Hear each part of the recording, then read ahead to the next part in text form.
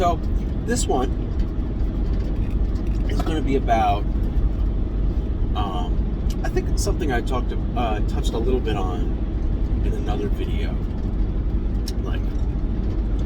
But it's going to be kind of like digging a little more into the topic of like different player play styles, character abilities, and like playing to those differences, and trying to make those differences shine instead of just kind of mudding over them and flattening everything. So if you haven't heard, Elden Ring came out recently. Pretty good game. And the majority of my friend group, that's also friends outside of the ones that I play D&D with, they're pretty much all playing Elden Ring. There's a few that aren't, but I'm not worried about them. And this is something I've dealt with a lot, this idea of differing play styles and matchups. So I'm playing through the game, and one of the people in this friend group, he decided, like right at the beginning of the game, he decided that he was just going to like hack his game, set all of his stats to 60, like just get extremely high level right away, which, if you know how Souls games work, that's really good, but it's not as strong as it might sound like. You get a good amount less power directly from your stats than you do in other games. He's still like way overpowered, but it's not like, because he's level, what is that, 400 something, almost, high 300s, whatever it is. Yeah, he's got a lot of defense, extra defense, because most of your stats just contribute to extra defense. He's got a lot of extra stats, but a lot of enemies will still just like 4 and 5 shot you at that point, instead of like 2 shot. So, oh no. But the main reason this player did this was so he could just kind of try out and use whatever weapon he found. Like whatever weapon, incantation, spell, whatever. Just use whatever. And I can appreciate that. Just being able to like try on stuff and place them and just move between different things. But that got me thinking differences with my play style. And this also digs into what is this truck doing? This also kind of digs into digs into like tabletop characters. Because like, well, that particular player or person I haven't really played a whole lot with. I played one shot with them, and they don't really play too many TTRPGs in general. But another good friend of theirs, that's also a good friend of mine, blah blah blah. The person that plays Mildred in Ugliest Man Alive. That player, I know them to like to try on a lot of stuff. Because they were into the Souls games way before I was. And something they told me they did a lot. Sorry. Something they told me that they did a lot was they would have like a new idea for a build or like a setup, and they would play it. They would make a new character and they would play like the new different starting class and grab this other weapon and play for like a few hours, and then be done with that character. And do it over with a different concept. And they would do that a lot. And they seem to want to do it in other things too. Like maybe they like the idea of playing like characters with one shots, being able to try out a lot of different characters. But that's not me at all. Like for me, I like to dig right into a concept and inhabit that concept for like as long as possible. and like root out and find all the content in this character concept that there is. For example, in Elden Ring, I decided that I was going to use 2 axes. And that's it. 2 axes and then like some incantations. And what I did right at the beginning of the game, I beelined to buy 1 axe, and then you got to get through like half of Stormvale Castle to find like the only other, or like the fastest other one-handed axe. I think there's another one I could have grabbed, but I didn't. I knew about this one, so I did that. And then as soon as I got those 2 axes, I basically never touched another weapon again. I don't... recently I came close to changing up my playstyle, but it was just like for one boss. The double Valiant Gargoyle boss in Nokron, if anybody knows what that is. If that's spoilers for you, I'm sorry. That's a very vague description. There's a double gargoyle boss in a place that you don't even know about if you don't know what Nokron is. But also it's like one kind of meaningless boss. But it's this boss that has... It starts off, it's one of those big... it's like a big gargoyle enemy. It's like super huge, like kind of stretched out humanoid proportions, and it uses like weapons that it like will periodically switch between. And you start off fighting one of them, and then when you get it down to like half health, a friend shows up, and you have to fight them both. And both me and that other player that like set their stats to like 60 and hacked the game, both me and him had trouble with this boss. But then still another player, the person that runs Ugliest Man Alive, they didn't have all that much trouble with this boss. Like, sure, they died a few times, but it wasn't like a traumatizing experience like it was for me, because I struggled on this boss, and I'll get into why in a second. But this other player, they're using a sorcery build, so they could just kind of hang back and throw shit and get a lot of damage that way. Like, that's where a lot of their big damage comes from anyway, so it was fine. And it was just like, okay, there was a boss, and they moved on. And then immediately after that, there's a little like mini boss that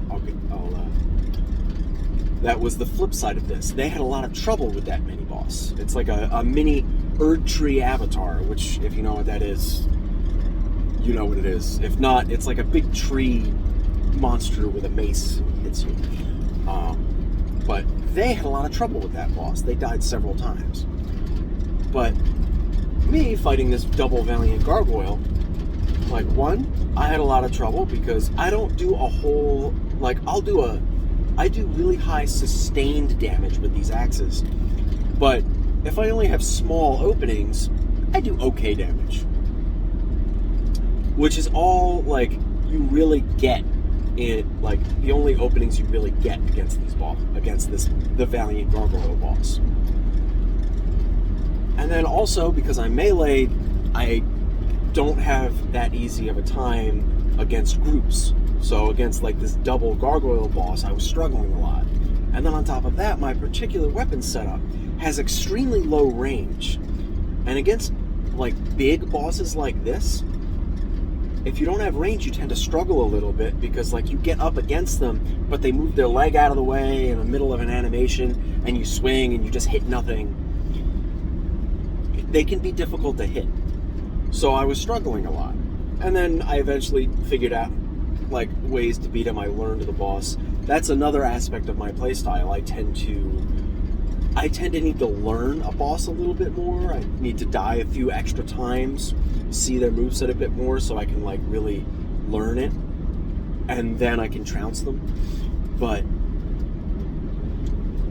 eventually I figured out there's this big stone pillar in the middle of the room that you can like kind of kite the bosses around and separate them momentarily, so you can get in a few pot shots on the one, which I think is really good game design. But so eventually I managed to kill this boss, but not before I tried to switch out to a different weapon, like a big two-handed scythe that just has more range, so I could get like more consistent damage. And it ended up being like more consistent, but it was lower. And then I switched back to the axes just to like try it. And then I beat them like third try after I switched back to my axes. So like I had learned enough of their moveset at that point to be able to fight them. But then after that boss, go on and like there's this little mini boss, this mini Erdtree avatar.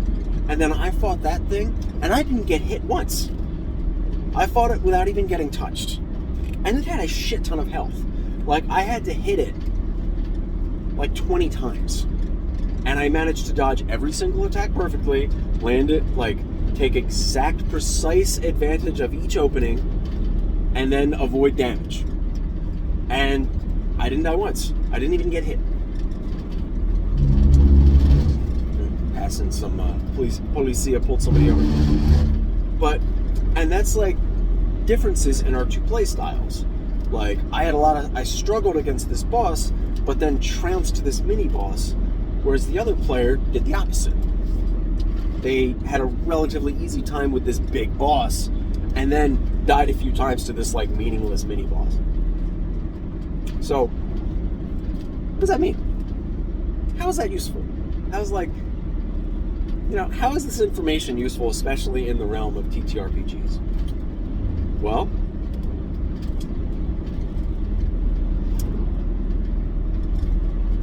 you got to be able to identify like different play styles, both you as a player and you as a DM, regardless of what role you have. Because a lot of different players will have a lot of different play styles, and they latch on to different parts of the game, and they play in different ways. And this is more than just like, oh, I'm a player that likes combat, I'm a player that likes RP, I'm a player that does this. You might have, like, thinking about our my D&D group, me as a player, and I'm going to throw out some like random descriptive adjectives and shit. I tend towards a more reactive player, but I like to interact as well.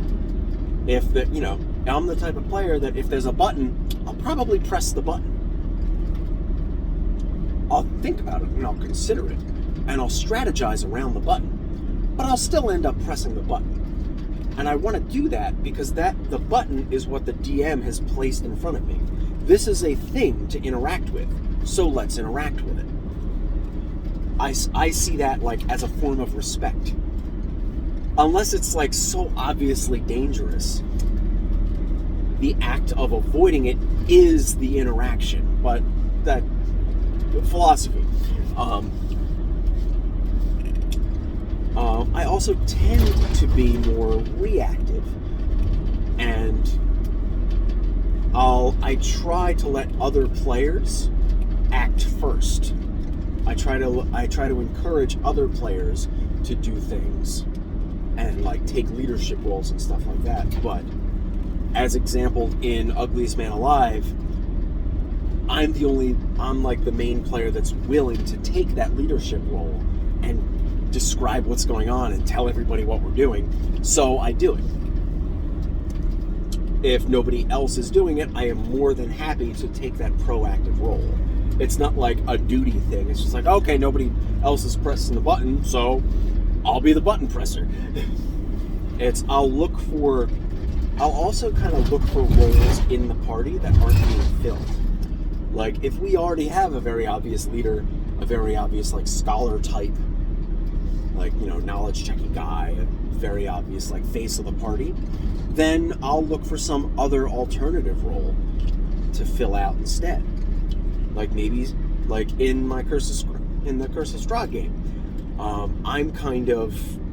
I'm less the party leader in that game, and I'm more the quiet, thoughtful, like, muscle character and, like, secondary face. Like, I'll join the face of the party in talking to people, backing them up on certain checks and shit. And I'll take the lead if it makes sense in that particular situation, But usually that my character Sin Leader won't. And that character will just kind of go with the flow.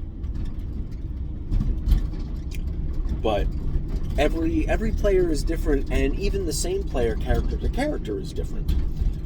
But like another player in the group, who's a player in a few games and DMs the Erlenmeyer campaign, I noticed they're very risk averse.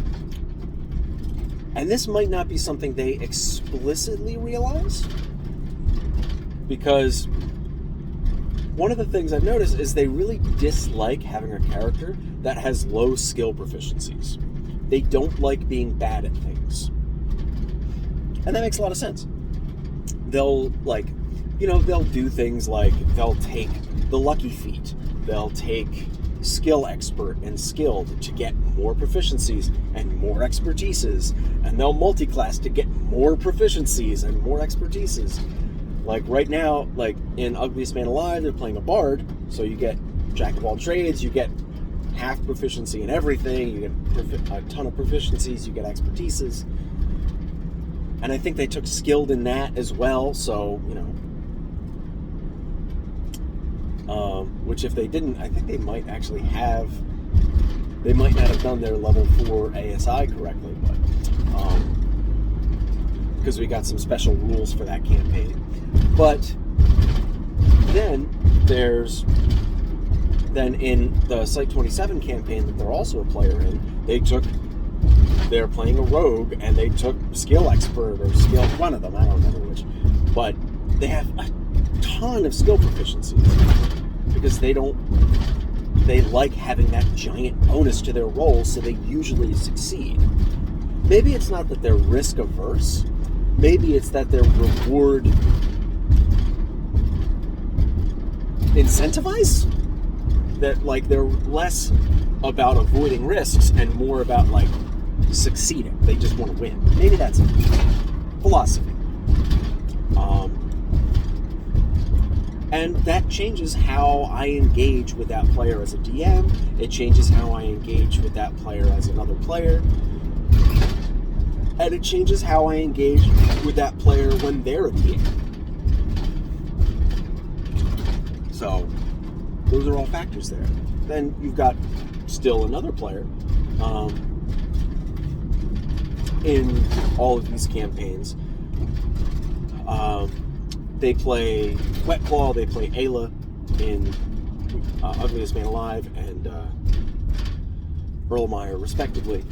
And I don't think they're risk averse. They just like the role play more so, or they're okay with combat, but they definitely seem to like the role play more. They like having. They definitely seem like the type of player that they like the spotlight, and they like moments when their character is the one, is like kind of the go-to or the expert in a particular area, or is like the only one that can do a thing. And I can definitely relate to that. I definitely feel that really hard. I really like when my character is like the one to be able to do this particular thing. Like, they're the expert, and so everybody else get out of the fucking way. I really like that. And this player seems to like that too. But when it's not that moment, it's not that player like kind of glazes over or loses focus, but they fade into the background a little bit and they engage a little less. And that is what it is. Not every player can engage as intensely as you might want them to. And at the end of the day, if a player says they're having fun, and they show up, and they roll dice, and they engage as much as they want to, that's a good thing. You can't force every player to play the way you want them to, or the way you think they should, because at the end of the day, the way they are playing is the way they want to play. Now, if they have particular issues, or they're causing issues, that's different,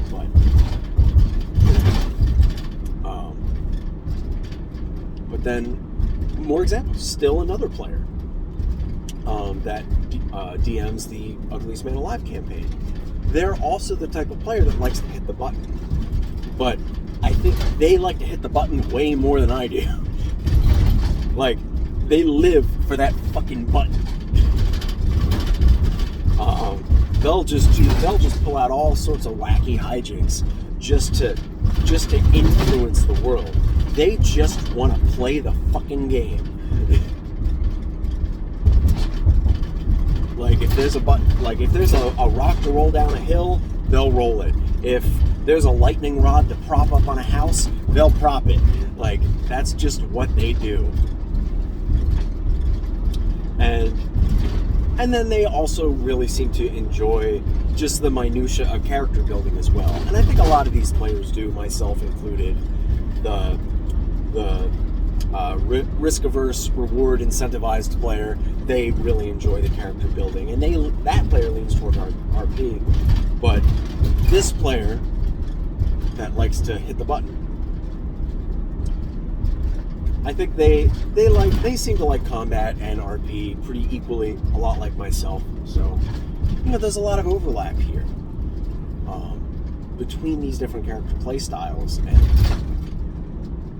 how you have to, what I'm going to say is nurturing each particular players in different ways. You have to find out what they like, what they look for, and kind of cater to that. Like,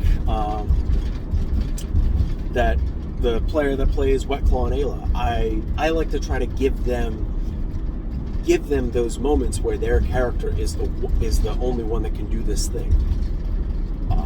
Try to make it a little obvious, but in Site 27 they're a researcher, so I give them things that only they can really investigate. Try to give them things like that. If you've got a character that's like a barbarian rogue multi-class and they took expertise in athletics, give them big stuff to lift. Or even if you're just a barbarian in a party full of weaklings, give them heavy stuff to lift. Give them doors to break down. Give them boulders to throw out of the way. Stuff like that. Give them giant crocodiles to wrestle. Stuff like that. Like, that's what you just whatever the character's good at, you give them that. Or in combat, instead of playing to the characters what's the phrase? The shoot your monks concept. Monks have deflect missile, so they can swat projectiles in and out of the way. So throw in a few extra archers that shoot the monk, so they can use their cool thing. Do that. And likewise, use the player's strengths against them a little bit. You've got this barbarian that's super great at tanking and soaks up damage like nobody's business. Nobody can hit because they've got an AC of 23 for some fucking reason. Okay, give them an equally huge fucking dude on the other side that runs up to them, and they can just punch each other in the middle of combat while combat goes on around them, so that they can tank this big dangerous enemy and prevent it from damaging their teammates. And then that also lets you as the DM have other enemies that can threaten other party members. And then this gives the players a little bit of a puzzle to solve. Do they try to take out these other dangerous enemies first while the monk or the barbarian is preoccupied with this big juggernaut? Or do you help the barbarian take out this big juggernaut so then the barbarian can, focus their attention on other dangerous targets? How do you go about these things? And that's always an interesting question. But one more little aside about myself is something I've noticed when I make characters is one of the big things I like to do, especially when I make martial characters, is I like to have a signature weapon that the character has the majority of the campaign. And if I either don't have that or I'm not using it, I feel a little off about the character.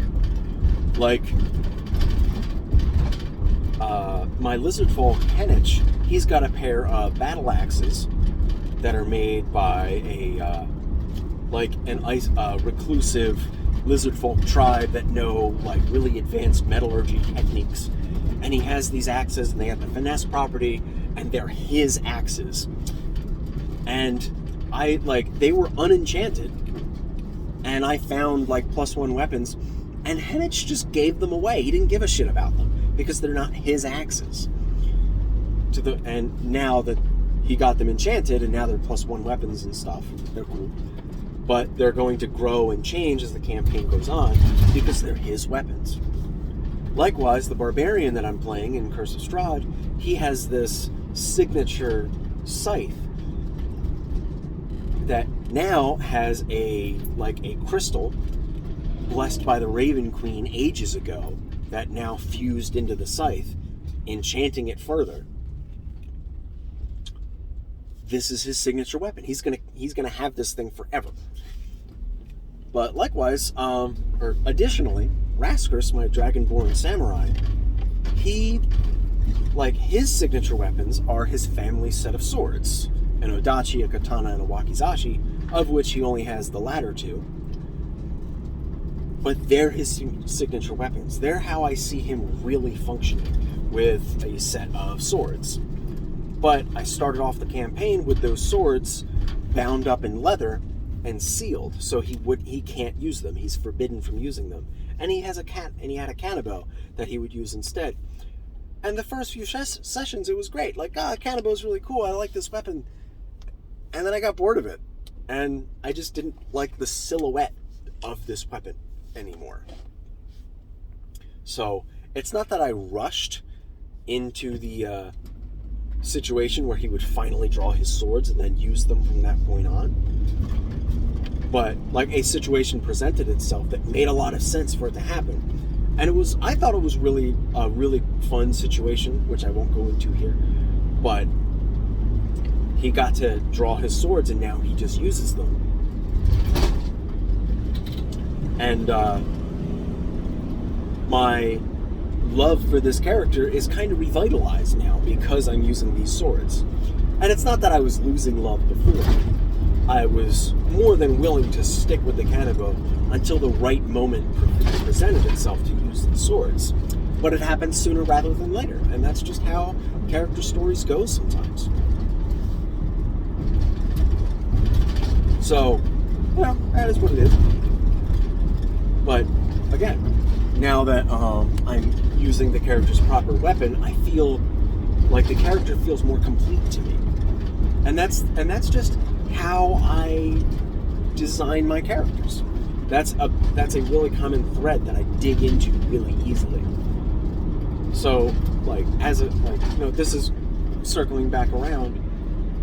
As a player, you want to figure out your play style and stuff, and the things that speak to you, because you want a character that you can dig into and really speaks to you. And if you've got aspects that you don't like, you can always change them. Some are harder to change than others, but